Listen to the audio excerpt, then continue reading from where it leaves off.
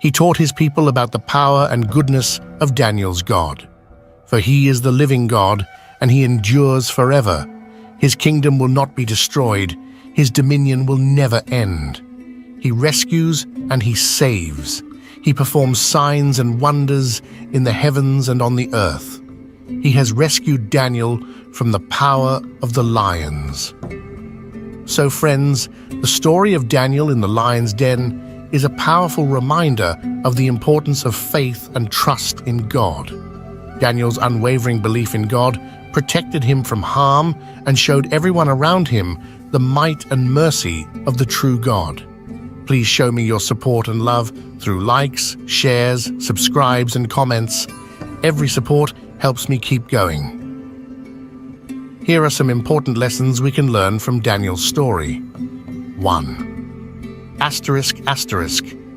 Trust in God. No matter the circumstances, trusting in God gives us strength and courage. 2.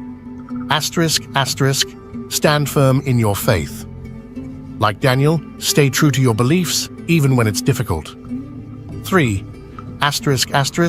God protects the faithful. God's protection and care are with those who are faithful to Him. 4. Courage in the face of danger. Daniel's courage in the lion's den shows us that we can face our fears with God's help. So how can we apply these lessons in our own lives? By being kind, honest, and brave, and by trusting in God's plan for us even when we face challenges. Welcome back, everyone. Today, we're diving into an incredible story of bravery, faith, and justice. Our tale begins in the Grand Kingdom of Persia, where a young Jewish woman named Esther becomes queen and faces a challenge that will test her courage and faith. This is the story of Queen Esther and how she stood up for justice. Once upon a time, in the Kingdom of Persia, there was a mighty king named Xerxes. He ruled over 127 provinces, stretching from India to Kush. King Xerxes was known for his vast wealth and power. In the 3rd year of his reign, he held a magnificent banquet for all his nobles, officials, and military leaders to showcase his kingdom's splendor. This celebration lasted a full 180 days, followed by a 7-day feast in the king's palace garden for everyone in the citadel of Susa. Amidst the festivities, Queen Vashti, the wife of King Xerxes, also held a banquet for the women in the royal palace. On the 7th day of the feast, when King Xerxes was in high spirits from wine, he commanded his 7 eunuchs to bring Queen Vashti before him, wearing her royal crown, to display her beauty to his guests. But Queen Vashti refused to come, which enraged the king. Furious and humiliated, King Xerxes consulted his advisors, who suggested that Queen Vashti be deposed to prevent other women in the kingdom from disrespecting their husbands. The king agreed, and Vashti was removed from her royal position. As time passed, King Xerxes began to miss Vashti and regret his decision. His attendants proposed a solution, a search for the most beautiful young women in the kingdom, to find a new queen. This is where our heroine, Esther, enters the story. Esther was a young Jewish woman living in the citadel of Susa. She was raised by her cousin Mordecai after her parents died. Esther was known for her beauty and grace. When the king's order was proclaimed, Esther, along with many other young women, was brought to the palace and placed under the care of Hegai, the king's eunuch in charge of the harem. Esther quickly won Hegai's favor, and he provided her with beauty treatments, special food, and 7 attendants from the king's palace. Esther kept her Jewish heritage a secret, as Mordecai had instructed her. Each day, Mordecai walked near the courtyard of the harem to find out how Esther was doing. After 12 months of beauty treatments, Esther's turn came to go to the king. She asked for nothing except what Hegai suggested, and she won the favor of everyone who saw her. When Esther was taken to King Xerxes, he was captivated by her beauty and grace, and he placed the royal crown on her head, making her the new queen. Now, let's turn our attention to a man named Haman, who was elevated to a high position by King Xerxes. All the royal officials knelt down and paid honor to Haman, except for Mordecai, who refused to bow down to him. This enraged Haman, and he sought revenge not only against Mordecai, but against all the Jews in the kingdom. Haman approached King Xerxes and described the Jews as a threat to the kingdom, persuading the king to issue a decree to destroy, kill, and annihilate all the Jews on a single day. The decree was sent out to all the provinces, and the Jews were thrown into great mourning. When Mordecai learned of the decree, he tore his clothes, put on sackcloth and ashes, and went out into the city, wailing loudly and bitterly. Esther's attendants informed her of Mordecai's distress, and she sent clothes for him to wear, but he refused. Esther then sent Hathach, one of the king's eunuchs, to find out what was troubling Mordecai. Mordecai explained the decree to Hathach and asked him to urge Esther to go before the king and plead for her people's lives. Esther replied that anyone who approached the king without being summoned would be put to death unless the king extended his gold scepter. Mordecai's response to Esther was profound. Do not think that because you are in the king's house, you alone will escape. If you remain silent at this time, relief and deliverance for the Jews will arise from another place, but you and your family will perish. And who knows but that you have come to your royal position for such a time as this. Moved by Mordecai's words, Esther asked him to gather all the Jews in Susa to fast for 3 days. She and her attendants would do the same. She resolved to go to the king, even if it meant risking her life, saying, "If I perish, I perish." On the 3rd day, Esther put on her royal robes and stood in the inner court of the palace. When the king saw her, he was pleased and extended the gold scepter. Esther approached and touched the tip of the scepter. The king asked her what she wanted, promising to grant her request up to half the kingdom. Esther invited the king and Haman to a banquet she had prepared. At the banquet, the king again asked Esther what she wanted. She requested that the king and Haman join her for another banquet the next day. Haman left the banquet in high spirits, but his joy turned to rage when he saw Mordecai, who still refused to bow to him. Haman's wife and friends suggested he set up a pole and asked the king to have Mordecai impaled on it. That night, the king couldn't sleep and ordered the book of the Chronicles to be read to him. He learned that Mordecai had uncovered a plot to assassinate him and had never been rewarded. The next day, Haman came to speak to the king about impaling Mordecai. Before he could, the king asked Haman how to honor someone. Thinking the king meant to honor him, Haman suggested a royal robe, a horse, and a parade through the city. To his shock, the king ordered Haman to do this for Mordecai. Haman obeyed, leading Mordecai through the streets. He returned home in grief, and his wife and friends predicted his downfall. Haman was then hurried to Esther's second banquet. During the banquet, the king asked Esther her request once more. Esther revealed Haman's plot to destroy her people, the Jews. The king, furious, left the room. Haman begged Esther for his life. When the king returned and saw Haman on the couch where Esther was reclining, he accused Haman of attacking the queen.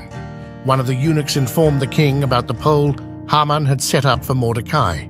The king ordered Haman to be impaled on it. That same day, the king gave Esther Haman's estate, and Mordecai was promoted to a high position in the kingdom. But the story doesn't end there. Esther pleaded with the king to issue a new decree to save the Jews.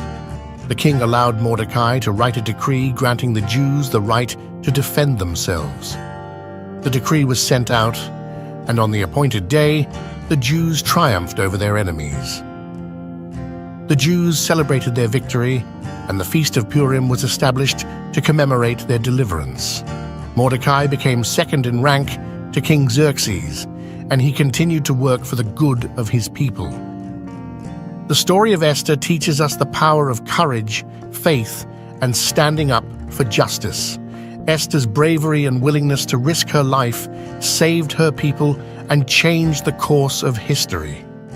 Her story reminds us that we all have a role to play in making the world a better place, and sometimes we are called to take a stand, even when it's difficult. Thank you for joining us today. If you enjoyed this story, please like, share, and subscribe for more inspiring tales from history and beyond. Until next time, remember to stand up for justice and have faith in the power of doing what's right.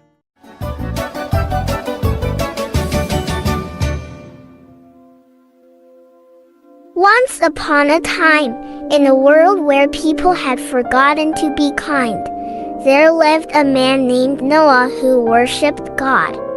Noah was a man of faith, but everyone else around him disobeyed and hated God. One day, something shocking happened. God spoke to Noah, revealing a plan to destroy the wicked world, sparing only Noah's family.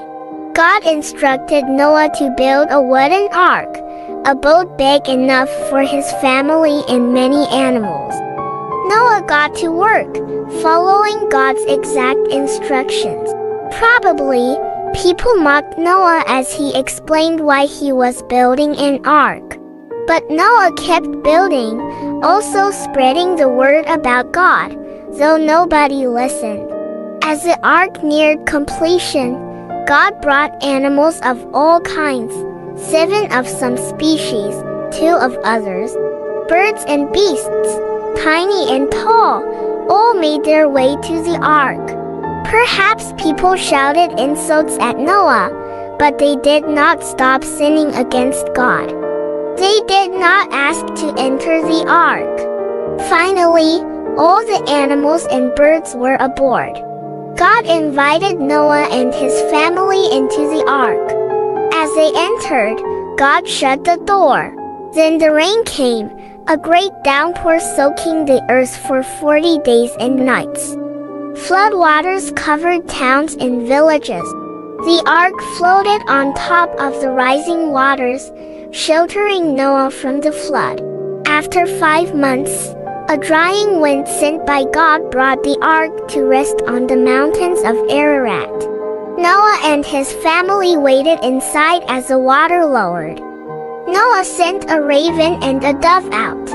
The dove returned with an olive leaf, a sign that the earth was slowly drying. God told Noah it was time to leave the ark. Together, Noah and his family unloaded the animals.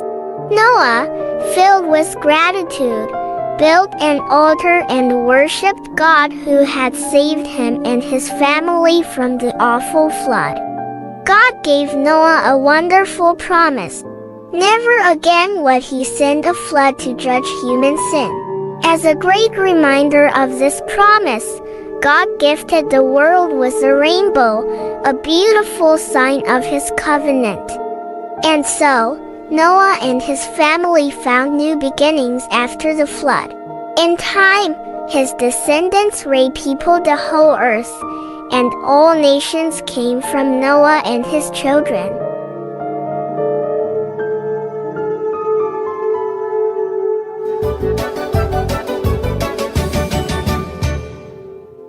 God's promise to Abraham. Long ago, after a big flood washed the earth clean, only Noah and his family were safe on a big boat with lots of animals. When the water went away, people started to build things again. They had a big idea. Let's build a tall tower that touches the sky, right up to the stars. They wanted to stay together and be friends forever. But something magical happened. Suddenly, everyone started speaking in different languages. It was so confusing because nobody could understand each other anymore. So, the people split up, finding new places to live with others who spoke the same language.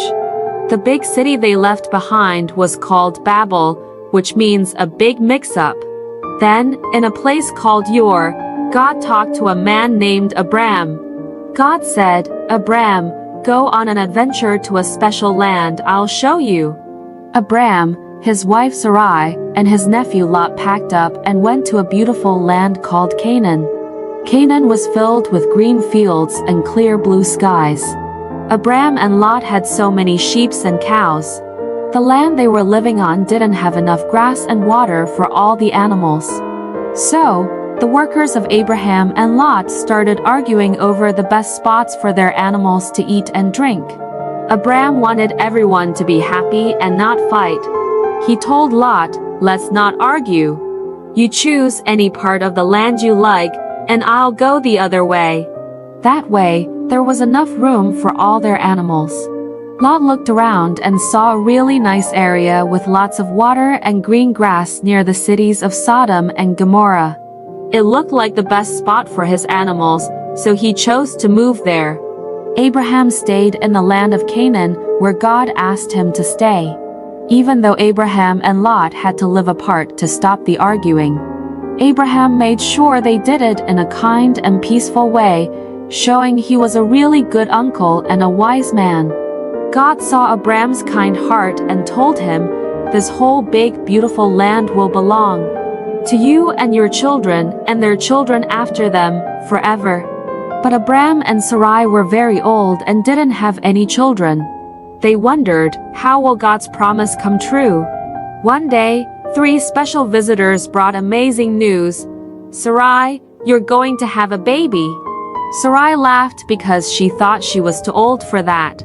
God also changed their names to Abraham and Sarah to show they were going to start a big family. Then, God said he had to fix the 2 naughty cities near where Lot lived. Abraham was worried for Lot. Lot listened to the angels and escaped with his daughters. But Lot's wife looked back and turned into a salt statue. Then, the most wonderful thing happened. Even though they were very old, Abraham and Sarah had a baby boy named Isaac. Isaac, which means laughter. They were so happy and amazed at God's miracle. Abraham knew then that God always keeps his promises, like giving him a big family and a beautiful land to live in. And that's the story of how Abraham and Sarah learned to trust in God's promises, no matter how impossible they seemed. The end.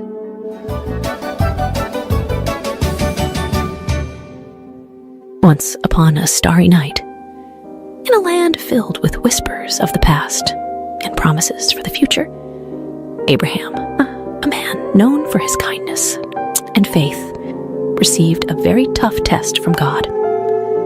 God asked him to do something unimaginable, to offer his dearest son Isaac as a special gift back to God. This was to see if Abraham trusted God above all else, even more than he loved his precious son. Abraham's heart felt heavy, like a stone sinking in a deep, deep ocean. But deep inside, he knew he had to trust God, no matter how hard it seemed. So, with a brave yet heavy heart, he prepared for the journey. As the first light of dawn painted the sky in soft hues of pink and orange, Abraham, Isaac, and their 2 faithful servants set off on a journey filled with uncertainty. Abraham carried the fire and a knife, while Isaac, unaware of what was to come, carried the wood for the fire. As they neared the mountain that God had told them about, Abraham asked his servants to wait for them at the foot of the mountain. "Isaac and I will go up to worship, and then we'll come back to you," he said with a gentle smile. Climbing the mountain, Isaac, with a curious twinkle in his eye, asked, "Father, we have the wood and the fire, but where is the lamb for the offering?" Abraham, with a heart full of hope, replied, "My son, God will take care of it. He will provide the lamb for the offering." Reaching the top, Abraham built an altar, the most difficult one he ever had to make. He arranged the wood and And with a heart weighed down by a sea of emotions, he gently placed Isaac on the altar, ready to show God that he trusted him completely. But just as Abraham raised the knife, a voice as powerful as thunder, but as gentle as a whisper, stopped him. "Stop, Abraham." It was an angel sent by God.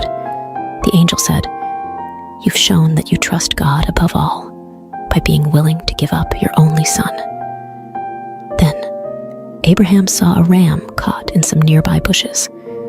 With a heart bursting with relief and gratitude, he untied Isaac, and together they offered the ram to God. It was a moment filled with so much joy and thankfulness. Abraham and Isaac returned home, their bond stronger than ever, their hearts filled with the knowledge that when you trust in God, He always provides, just in the right way and at the right time.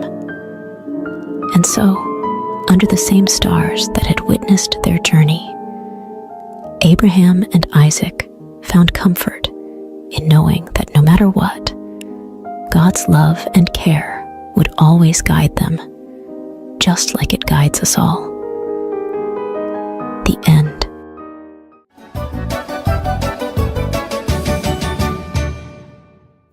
The Adventure of Abraham and Isaac, a new beginning. Once upon a time, after a big adventure on a mountain, Abraham and his son Isaac were on their way back home. Then, while the stars twinkled like tiny smiles above them, a kind angel came with a message that made their hearts dance. "Abraham," the angel said, "your family will be as numerous as the stars. And guess what? They're going to bring happiness to the whole wide world." It was like a secret promise about a hero who had come from their family tree, someone very special named Jesus. But when they got back home, they found themselves in a very quiet house. Sarah, the laughter and love of their home, had gone on a journey to the stars. Abraham and Isaac felt very sad, missing her warm hugs and bright smile. Abraham had an idea to bring some joy back into their home. He called his most trusted friend, a wise old servant, and gave him a very important mission. "It's time for Isaac to find a companion, someone to share stories and dreams with," Abraham said. "Please find a kind lady from our family for Isaac." The servant set off on his camels, hoping for a little help from the stars. As he reached a faraway land, he made a wish. "Let the right lady be the one who offers water to my thirsty camels." It wasn't just any wish. It was a special kind of hope that only the kindest hearts could fulfill. Like a scene from a beautiful story, along came Rebecca with a smile as bright as the dawn. She saw the camels, tired and thirsty, and offered them cool, refreshing water. The servant's eyes sparkled with joy. "This must be the one," he thought. She was kind, just like the wish. Rebecca, brave and full of adventure, said yes to a new journey. She traveled across the deserts and mountains to meet Isaac. When Isaac saw her, it was like spring had come to his heart, filling it with flowers and sunshine. Rebecca's kindness and laughter brought new stories and dreams to their home. Isaac and Rebecca, hand in hand, started a wonderful adventure together, full of love and promise. And so, the story of Abraham, Isaac, and now Rebecca reminds us all. After every big adventure, after every sad goodbye, there's always a new beginning, a chance for love and joy to grow again, just like the stars that twinkle in the night sky. The end.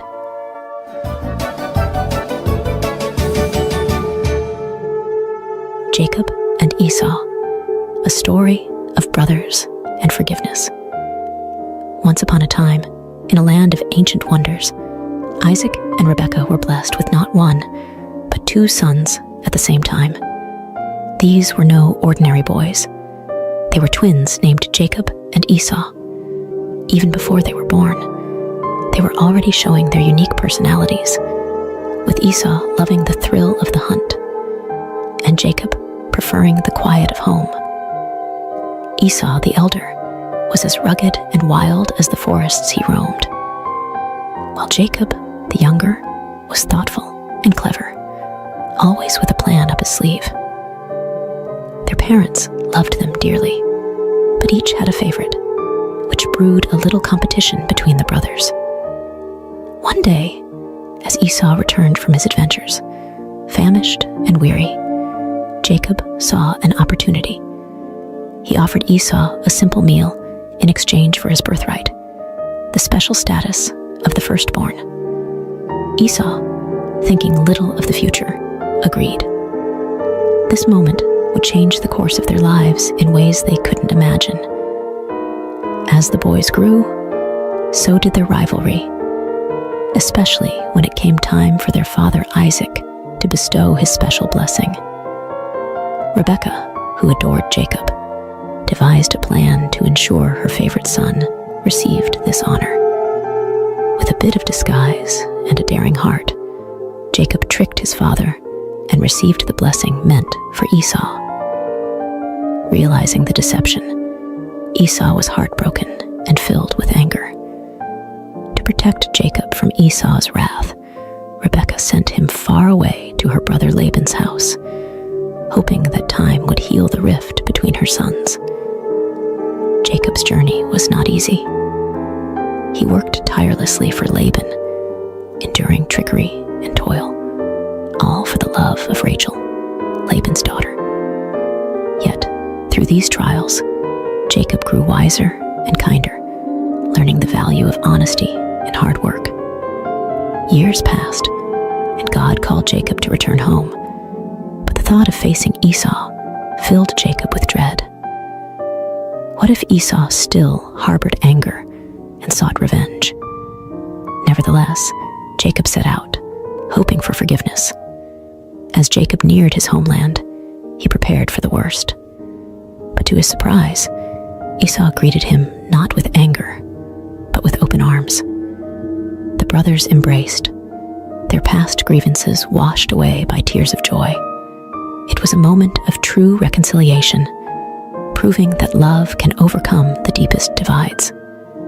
Together again, Jacob and Esau showed us that it's never too late to mend broken bonds, and that forgiveness is one of the greatest gifts we can offer.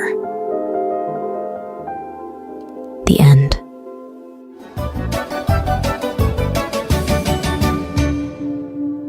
Joseph's journey, from dreamer to dreamkeeper.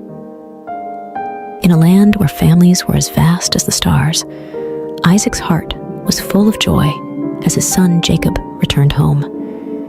Even Esau, who once harbored anger, welcomed Jacob with open arms. But not all was peaceful, for Jacob's sons felt a storm brewing in their hearts, troubled by their younger brother Joseph, who was clearly the apple of their father's eye. Joseph, with his bright, colorful coat, a gift from Jacob, was a dreamer. His dreams, however, sparked flames of jealousy among his brothers.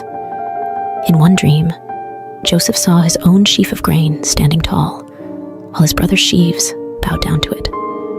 In another, the sun, moon, and even the stars bowed before him. These dreams whispered of a future where Joseph would rise above them all, even his parents and brothers. One day, Jacob sent Joseph to check on his brothers in the fields. As he approached, their jealousy turned to dark whispers of getting rid of the dreamer. Reuben, the eldest, suggested they put Joseph in a pit instead, secretly planning to save him later. But while Reuben was away, a caravan heading to Egypt appeared. Judah, another brother, proposed they sell Joseph instead of harming him directly. And so, for 20 pieces of silver, Joseph's fate was sealed, and he was taken far from his homeland, his heart heavy with sorrow and fear. The brothers deceived their father, presenting Joseph's colorful coat, now stained with goat's blood, letting Jacob believe his beloved son was gone forever. Jacob's grief was a deep well of sorrow, with no one able to console him. Meanwhile, in Egypt, Joseph found himself a slave in Potiphar's house. Despite his hardships, Joseph's diligence and trust in God shone brightly, earning him Potiphar's favor and the position of chief servant. But just as things seemed to be looking up, Joseph faced a new trial. Potiphar's wife, with dishonest intentions, falsely accused Joseph, leading to his unjust imprisonment. Even in the depths of a dungeon, Joseph's spirit remained unbroken. He understood that through all trials, honoring God was his true strength, a beacon of hope that illuminated even the darkest of places. The end.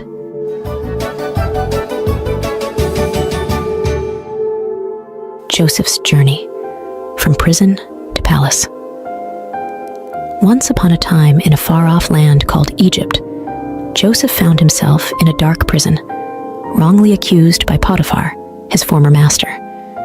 But even in such a grim place, Joseph's kindness and helpful nature shone bright. The wardens saw something special in Joseph and trusted him to help organize prison life, making it a better place for everyone. One day, Joseph noticed two new prisoners looking particularly downcast. They were the king's baker and butler, troubled by dreams they couldn't understand. Joseph, with his unwavering faith, assured them, "God can reveal what your dreams mean. Tell me about them." To the butler, Joseph predicted a return to Pharaoh's favor in just 3 days and asked to be remembered. To the baker, however, Joseph had to deliver some unfortunate news. Just as Joseph had said, the butler was restored to his position, but he forgot about Joseph, leaving him in prison. Time passed until one day, Pharaoh himself was troubled by a mysterious dream. Remembering Joseph's gift, the butler finally spoke up, leading to Joseph's summoning. Standing before Pharaoh, Joseph humbly explained that the dream foretold 7 years of abundance, followed by 7 years of famine.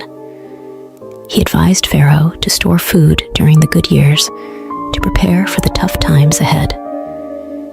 Impressed by Joseph's wisdom and his clear connection to God, Pharaoh declared, "You will take charge in Egypt, second only to me."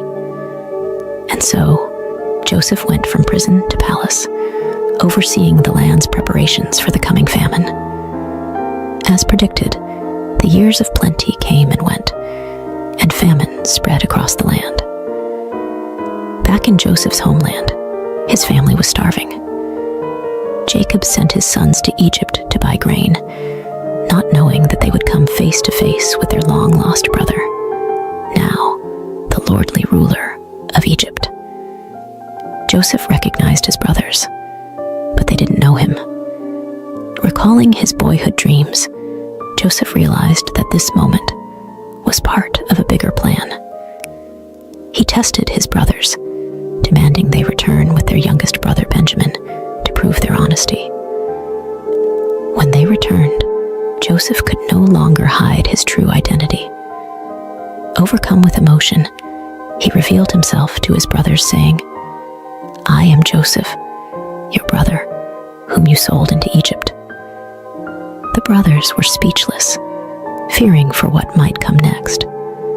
But Joseph comforted them, explaining that their actions had been part of a divine plan to save their family from famine.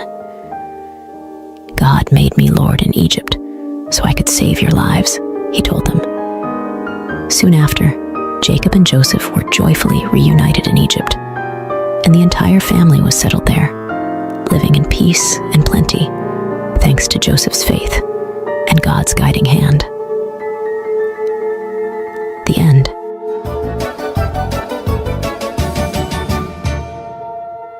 Moses, from prince to leader. Long ago in Egypt, Moses, a prince raised in Pharaoh's palace, faced a moment that would change his life. Despite his royal upbringing, Moses never forgot he was a Hebrew at heart.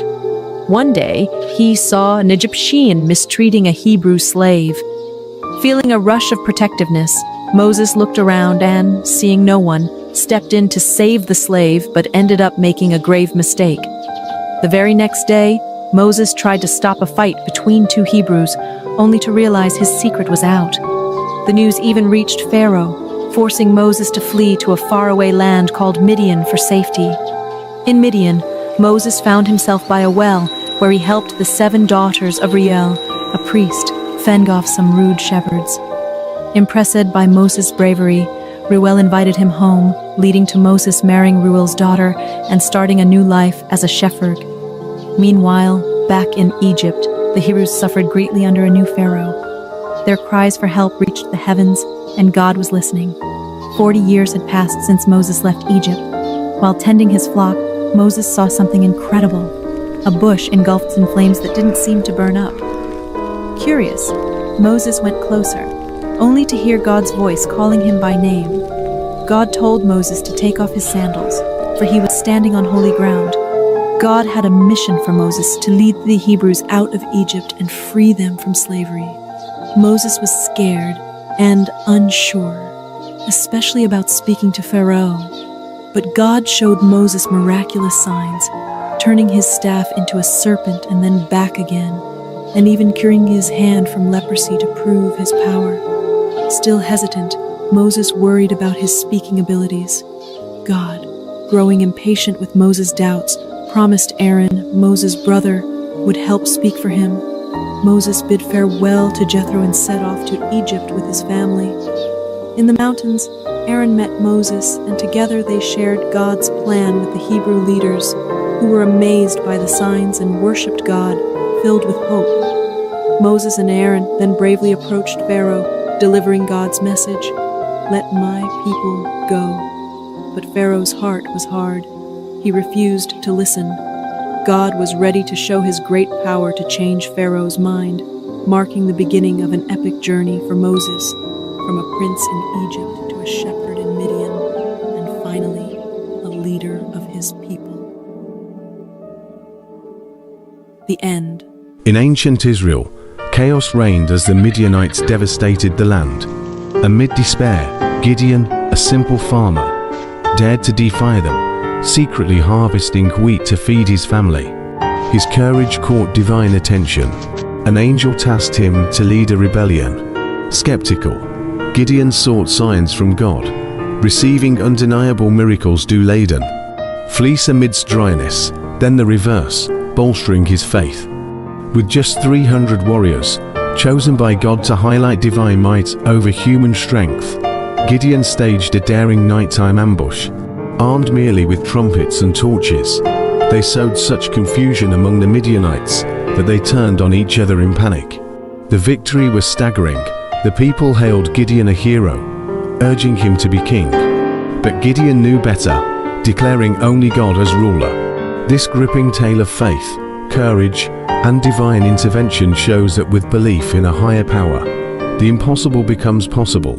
David and Goliath, the battle of faith. Hi everyone! Today, we're diving back to learn about a young hero named David. Last time, we saw how King Saul started to disobey God. Now, it's time for a new leader to rise. Samuel, the wise prophet, was sent by God to find a new king. He went to Bethlehem, bringing a young cow to sacrifice, trying not to stir suspicion from King Saul. When he met Jesse and his sons, Samuel thought surely the oldest, Eliab, would be the next king because he was tall and handsome. But God had other plans. God told Samuel, "Don't look at his height or his looks. I care about what's inside the heart." After 7 of Jesse's sons were passed by, there was still no king chosen. Then came David, the youngest, tending the sheep. As soon as Samuel saw David, God said, "He's the one." And right there, Samuel anointed David as the future king. Meanwhile, the Israelites were battling the Philistines, who had a giant warrior named Goliath. He was over 9 feet tall with heavy bronze armor and a massive spear. Goliath challenged the Israelites to a one-on-one fight for 40 days, but no one dared to face him. Enter young David, bringing food to his brothers on the battlefield. When he heard Goliath's taunts, he was shocked that no one stood up for God's honor. David said, "Oh, fight him." Saul doubted at first because David was just a youth. But David convinced him by telling about how he protected his sheep from lions and bears. David didn't wear King Saul's armor. It was too big. Instead, he took his sling and picked 5 smooth stones from a stream. Facing Goliath, David declared, "You come with weapons, but I come in the name of the Lord, with unshakable faith." David slung a stone that struck Goliath right in the forehead, toppling the giant. David's victory was stunning. He used Goliath's own sword to finish the battle, proving that faith in God is the most powerful weapon. This victory made David a hero and led him to serve in Saul's court, soothing the troubled king with his harp music. David's story teaches us that no matter how big our problems seem, we can overcome them with faith and courage. Remember, it's not the size of the warrior in the fight, but the size of the faith in the warrior. What challenges can you face with the courage of David? Thank you for watching. Don't forget to like, subscribe, and click the bell icon for more adventures from the Bible. See you next time. Elijah, the prophet of miracles. Hi friends, today we're traveling back to the ancient kingdom of Israel to meet a remarkable prophet named Elijah, who brought God's messages during some tough times. Elijah lived when Ahab was king over Israel. And let me tell you, Ahab was not a good king. He and his wife Jezebel led the people away from God. Elijah had a tough job. He told King Ahab that because of their bad choices, there wouldn't be any rain for several years. Can you imagine that? A land with no rain at all? While the land was dry and thirsty, God had a special plan for Elijah.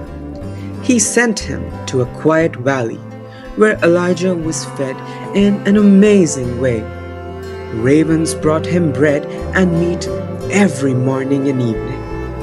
Elijah drank water from a nearby brook. It was like having room service in the middle of nature. When the brook dried up, God sent Elijah on a new mission. He went to meet a widow who was very poor and preparing her last meal for herself and her son. Things looked bleak. When Elijah asked for some food, she was worried because she had so little. But Elijah told her, "Do not be afraid, to make a small loaf of bread for him first." Guess what? After she did, her jar of flour and jug of oil never ran out again, just as Elijah had promised. Every day she had enough to make more bread. It was a miracle that kept her family fed during the drought. But then something sad happened. The widow's son got very sick and stopped breathing. The widow was heartbroken and thought all was lost. But Elijah took the boy upstairs, prayed to God, and guess what? God brought the boy back to life. When Elijah handed him back to his mom, you can imagine how happy she was. Elijah's story shows us how God takes care of his people in amazing ways, even when things seem impossible. Like the widow, we can trust that God is always with us, ready to provide and help us through tough times. Thanks for watching our story of Elijah, the prophet of miracles. Don't forget to like, subscribe, and click the bell for more Bible adventures. Share what you learned today and keep exploring the wonders of the Bible. See you next time. Bye-bye. Elijah's Showdown, the battle on Mount Carmel. Today, we're diving back into the amazing stories of the Bible to meet Elijah, the prophet of God. Last time, we saw how Elijah was fed by ravens and a kind widow during a terrible drought. Now, let's see what happens next. Remember, after Solomon, the kingdom of Israel split into two. The northern kingdom called Israel with 10 tribes and the southern kingdom called Judah with 2 tribes. Elijah was sent to the northern kingdom because all their kings were bad. One of the worst was King Ahab, who led the people to worship false gods.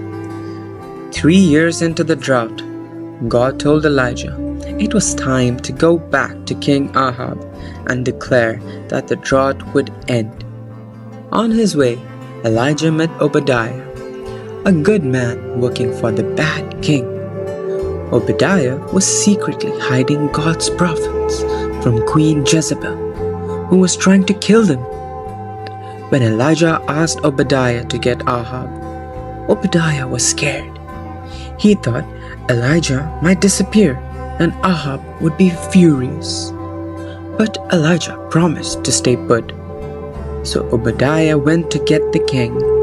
And now the real excitement begins. Elijah told King Ahab to gather all the people of Israel and bring 450 prophets of the false god Baal and 400 prophets of the other false god Asherah to Mount Carmel. There, Elijah issued a challenge to show who the true God is. 2 bulls were placed on altars, one for Baal's prophets and one for Elijah. The God who sent fire to burn the bull would be the true God, said Elijah. The prophets of Baal went first. They danced and shouted, "Baal, send fire!" But nothing happened. Elijah teased them. Maybe you need to yell louder. Maybe he's asleep or on a trip. But Baal never answered. Now it was Elijah's turn. He built his altar with 12 stones, representing the 12 tribes of Israel. He placed the bull on the altar and then did something surprising. He poured water all over the altar until it filled a trench around it. Everything was soaking wet.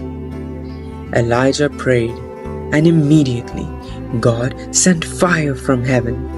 It burned up the bull, the wood, the stones, and even licked up the water in the trench. Everyone saw it and believed that the Lord is the true God. Seeing this miracle, the people captured the false prophets of Baal and Asherah and put them away. This showed everyone the power of the true God and turned their hearts back to Him. Elijah's story shows us the power of faith and prayer. No matter how difficult things seem, trusting in God can lead to amazing outcomes. What can you trust God with today? Let me know in the comments. Thanks for joining us on this thrilling adventure with Elijah. Don't forget to like, subscribe, and click the bell for more incredible Bible stories. Share your thoughts in the comments and keep discovering the wonders of faith. See you next time. Bye-bye. Gideon's brave heart, the battle against the Midianites. Once upon a time in the land of Israel, after a brave leader named Joshua passed away, the people forgot about God. They stopped praying and didn't follow his ways anymore. This made God very sad, and because of this, he allowed the Midianites, not very nice neighbors, to cause trouble. They burned down houses and farms, making it so hard for the Israelites that they had to live in caves. But there was one man, Gideon, who still tried to do his best. He secretly grew some wheat to make bread for his family. He had to be very sneaky and thresh his wheat in a hidden spot near a wine press to avoid the Midianites.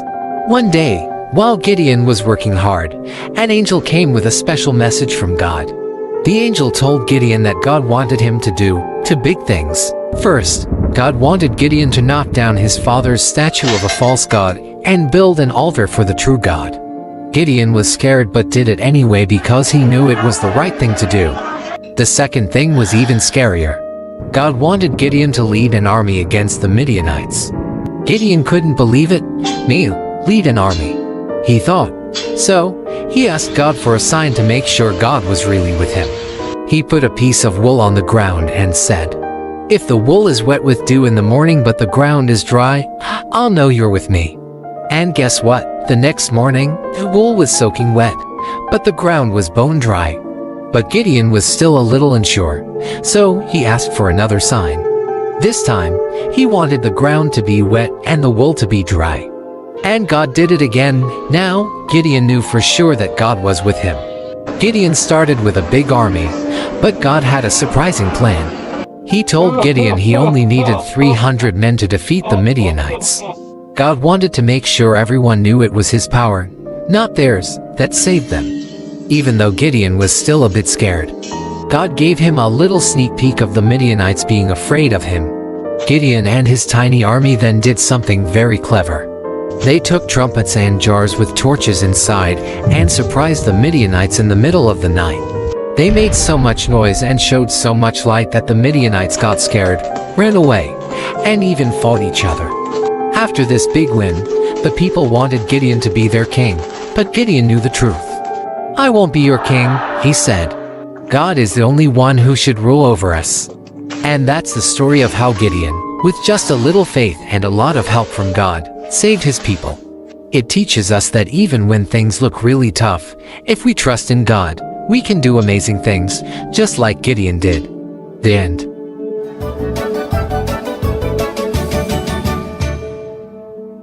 The Adventure of Baby Moses, From the Nile to the Palace. In a time long ago, Egypt mourned the loss of a great leader, Joseph. He had saved the land from famine and was loved by all. But as years turned into centuries, a new pharaoh came to power, one who did not remember Joseph and his deeds.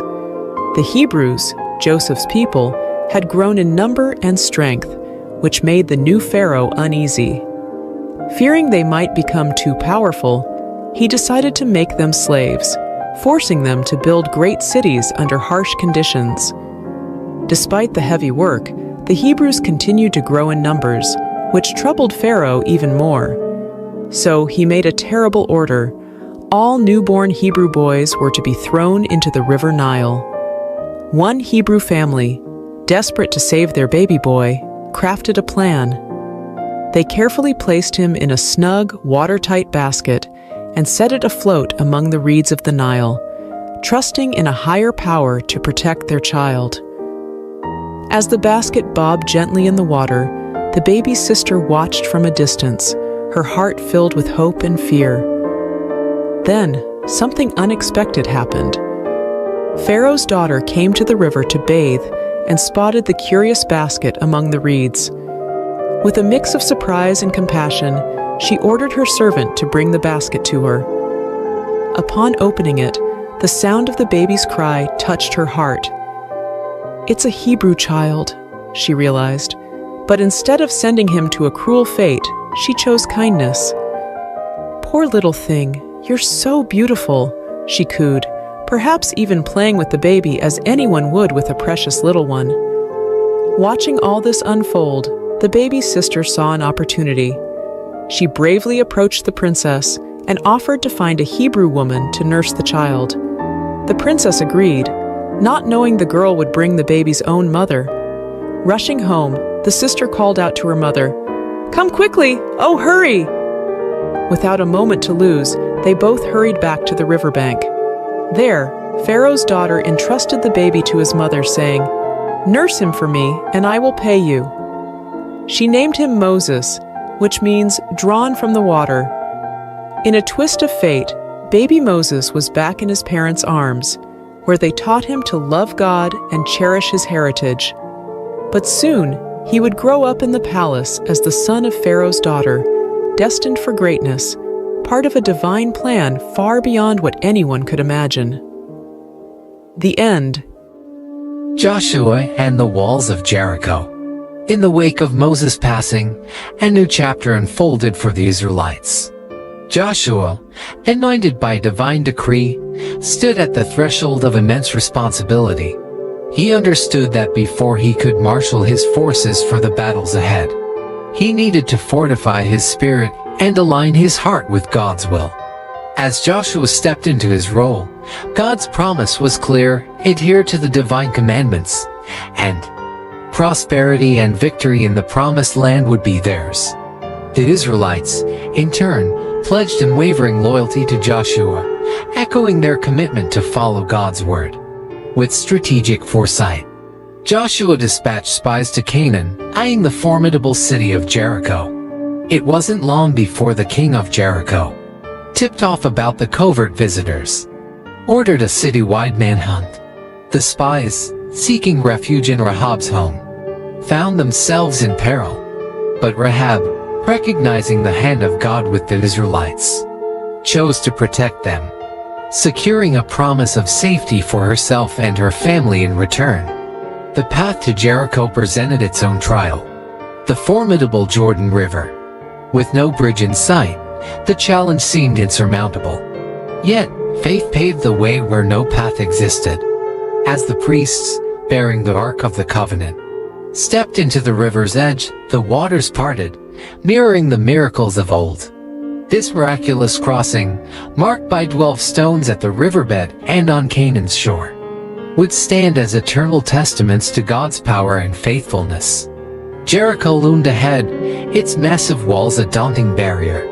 Yet, the appearance of the captain of God's army served as a divine assurance to Joshua that the battle's outcome was already decreed in the heavens. The instructions given to Joshua were unconventional.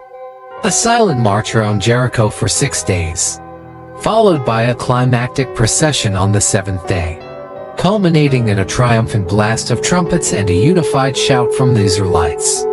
The walls of Jericho, so long a symbol of invincibility, crumbled to dust, leaving only Rahab's abode untouched, a sign of the covenant kept by the scarlet cord. Rahab and her family were spared, a token of God's mercy amidst judgment. In the aftermath, Jericho's riches were consecrated to God, and Joshua pronounced a dire curse on any who dared to rebuild the city. The fall of Jericho sent ripples throughout Canaan, a clear message that God's favor rested upon Israel. This narrative, rooted in the ancient text of Joshua 1-6, not only recounts a pivotal moment in Israel's history, but also reflects the enduring truth that faith, obedience, and divine guidance can topple the mightiest of obstacles. The end. King David and the return of the Ark of the Covenant.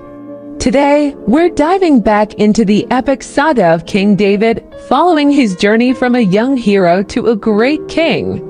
Last time, we saw David anointed by Samuel and defeating the giant Goliath.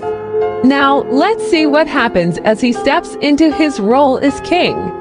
After King Saul's death, Israel was divided.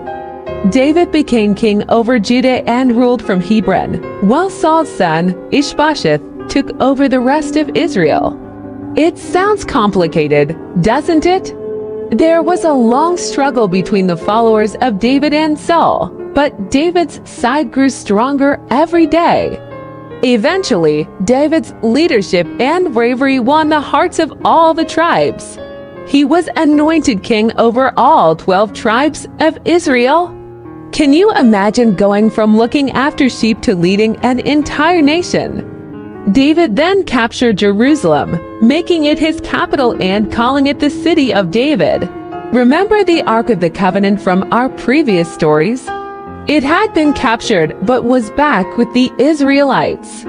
David decided it was time for the Ark to come to Jerusalem, to be at the center of national worship. But transporting the Ark was no small task. While moving the Ark, there was a big mishap. The Ark almost fell, and a man named Esau reached out to steady it. Unfortunately, touching the Ark was forbidden, and Esau was struck down by God. This showed everyone just how serious God was about his commands and worship. After learning from their mistakes, the Israelites carried the ark on poles as God had instructed. When they finally got it to Jerusalem, the city erupted in celebration. King David himself danced and sang before the Lord, showing his joy and gratitude. In the midst of all this, David wanted to build a permanent home for the ark, but God had other plans. He promised David peace from his enemies, a lasting dynasty, and hinted at a future king who would establish an eternal kingdom. Yes, that's right, a promise about Jesus. With God's promise in his heart, David led Israel to many victories and expanded the kingdom. He didn't just build a strong nation. He fostered a community faithful to God. David's story teaches us about leadership, the importance of following God's guidance, and how one person's faith can affect an entire nation. From tending sheep in the fields to ruling from a palace, David's life was truly extraordinary. Thanks for joining us on this incredible journey through King David's life. Don't forget to like, subscribe, and hit the notification bell for more Bible stories. See you next time as we uncover more adventures from the past. King Josiah, the young reformer of Judah. Today, we're going on a time travel adventure to meet one of the youngest kings ever to rule in Judah, King Josiah. Imagine becoming a king when you're only 8 years old. Josiah was not just any king. He inherited a kingdom filled with problems. His father and grandfather had led the people away from God, worshipping false gods and doing many evil things. But young Josiah was different. When he became king, he decided it was time for change. As Josiah grew older, he began to lead Judah back to God. He started by cleaning up God's temple, which had been misused by the previous kings. Josiah ordered the removal of all the items that were being used to worship the false gods. When Josiah was just 26, during the temple's renovation, the workers found something extraordinary hidden in the walls. The scroll of the law, possibly the book of Deuteronomy. Imagine finding a long-lost treasure that tells you how to lead your people rightly. Uncertain what to do next, Josiah consulted a prophetess. She had sad news to give him. Judah would face the consequences for its past sins. But because of Josiah's good heart and reforms, he would not see this destruction during his lifetime.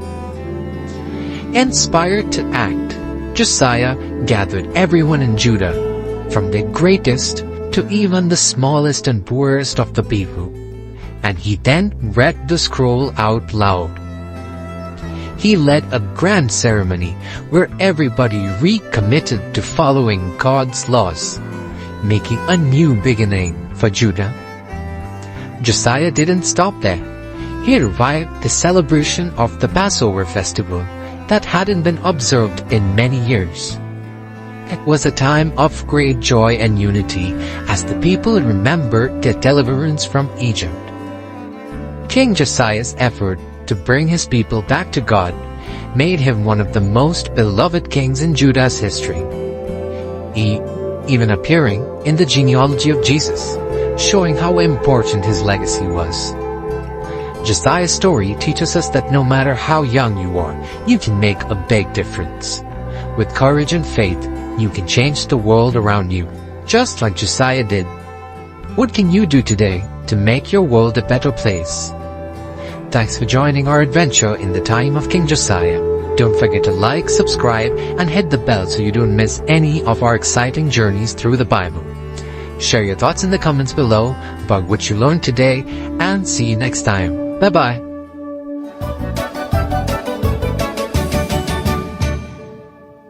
The Great Escape, Moses and the Miraculous Exodus. In the heart of ancient Egypt, where the Nile flows like a lifeline, through the desert a story unfolded that would be told for generations. Pharaoh, the mighty ruler of Egypt, was filled with anger. God had commanded him through Moses to free the Israelite slaves, but Pharaoh's heart was as hard as stone. Work them harder, Pharaoh decreed, increasing the Israelites' burden. He ordered that they find their own straw for brickmaking, yet produce the same number of bricks. The task was impossible, and the slave masters' whips cracked more fiercely. The Hebrews, downtrodden and despairing, blamed Moses and Aaron for their worsened plight. Moses, feeling the weight of their suffering, cried out to the Lord, "You have not rescued your people at all." But God replied with a promise of deliverance, sending Moses and Aaron back to confront Pharaoh. In Pharaoh's court, Aaron's rod transformed into a serpent, a sign from God. Pharaoh's magicians replicated the feat, but Aaron's serpent swallowed theirs. Yet Pharaoh's heart remained unyielding. The following morning, Moses and Aaron waited by the river for Pharaoh. With a divine command, Aaron turned the Nile's waters into blood, but Pharaoh's heart hardened further, refusing the Israelites' release. God then unleashed a series of plagues upon Egypt, each more terrifying than the last. Frogs invaded every crevice of the Egyptians' homes, but Pharaoh's promises to release the slaves were empty. Lice tormented both man and beast, and swarms of flies filled the air. Livestock perished, boils afflicted the Egyptians, and locusts devoured the land's greenery. Darkness enveloped Egypt for 3 days, yet Pharaoh's resolve did not falter. God's final, most grievous plague was to strike at midnight, claiming the firstborn of Egypt. The Israelites were spared, marking their doorposts with lamb's blood as a sign for the angel of death to pass over their homes. That night Egypt wailed as the firstborn were lost. Pharaoh, broken and defeated, urged Moses to take the Israelites and leave. With haste, the Israelites journeyed beyond Egypt's borders, marking the end of their 430 years of bondage, guided by a pillar of cloud by day and a pillar of fire by night. They embarked on a journey to freedom, but Pharaoh's resolve wavered once more. Gathering his army, he pursued the Israelites, trapping them between the cliffs and the sea. In this moment of despair, Moses assured the people, "The Lord shall fight for you."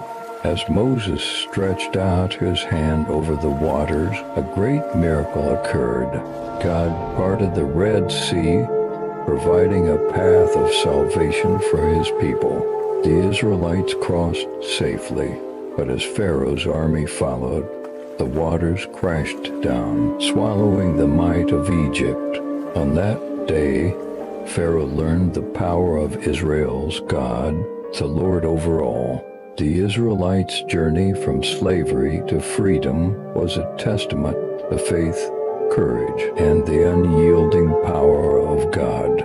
Goodbye, Pharaoh, for the God of Israel had triumphed, leading his people to a new dawn.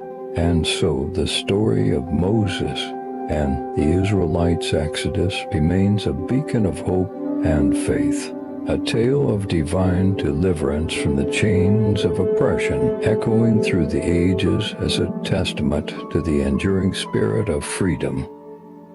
The end. The mighty Samson, a tale of strength and fate. Long ago, in the land of Israel, under the shadow of Philistine rule, a special child named Samson was born. His birth was a miracle to his mother, who had never been able to have a child. An angel visited her, announcing that she would bear a son who would be a Nazarite from birth. A Nazarite meant he was dedicated to God. The secret to Samson's extraordinary strength lay in a single vow. He must never ever cut his hair. As Samson grew, so did tales of his incredible strength. One day, while Samson was hanging out with a girl named Timnah, a scary big lion attacked him.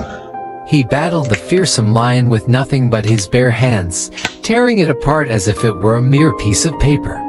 This feat amazed all who heard it, showcasing the special power Samson had received from God. Samson's life was a roller coaster of thrilling victories and personal challenges. He frequently clashed with the Philistines, who were cruel to the Israelites. In one remarkable battle, fueled by rage, Samson used the jawbone of a donkey to defeat 1,000 Philistine soldiers, displaying his unbelievable strength, a gift from God. However, Samson's greatest challenge was not on the battlefield but in his heart. He fell deeply in love with a woman named Delilah. The Philistines saw their opportunity and coerced Delilah into uncovering the secret of Samson's strength. After many attempts, Samson finally revealed to her that his power would vanish if his hair were cut. His hair was his only weakness. One night when Samson was asleep, Delilah made a Philistine cut his hair. Samson lost all of his mighty strength and could not fight anymore.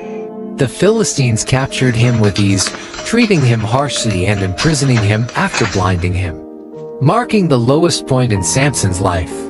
But with every passing day of being locked up in prison, Samson's hair grew longer again, and with it, a glimmer of his former strength returned.